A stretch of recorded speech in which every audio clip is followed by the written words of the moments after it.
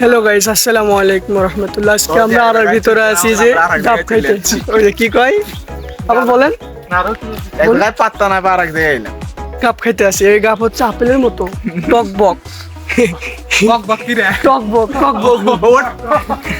ওঠস না ভাই গাব আছে ওই দেখ তুই ঝোপা পারে খালি এ উৎমান হইতে বুঝি বুঝি গাছে গাছে ওঠার জন্য প্রস্তুতি। গাছে ওঠো। তুই ভাই আমার পিঠে হইস না বোঝস না কে দেখ তো কি জানে স্যার মাথায় খারাপ এই গাব বসতে তুই পাশে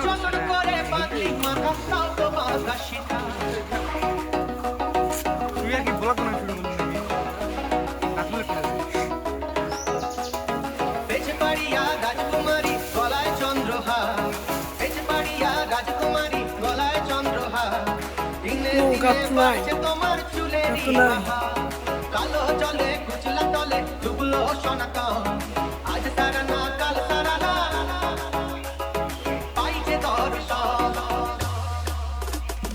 কালো জলে কুচলা তলে ডুবলো সনাতন, আজ সারা না কাল সারা না পাইছে দর্শন, লতিকারে কাছে বধু মিছাই করোয়া, হিরি হিরি পাকা লতি বইছে বারোমার, কালো জলে কুচলা তলে ডুবলো সনাতন, আজ সারা না কাল সারা না পাইছে দর্শন, কালো জলে কুচলা তলে ডুবলো সনাতন, আজ সারা না কাল সারা না পাইছে দর্শন।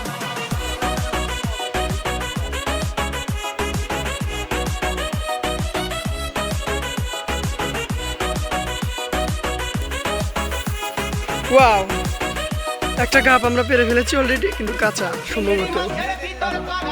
পাকা।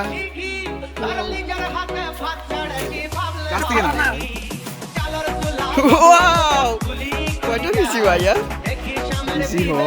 ইয়া, হবে হালকা মিটারে গেলে একলা খেতেছে না।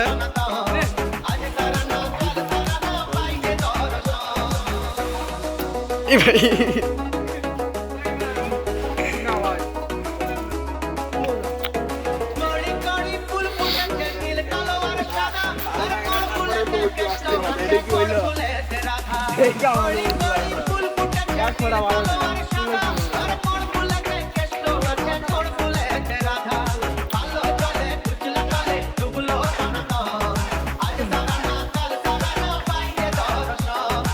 গাছের উপরই বসাইতেছে।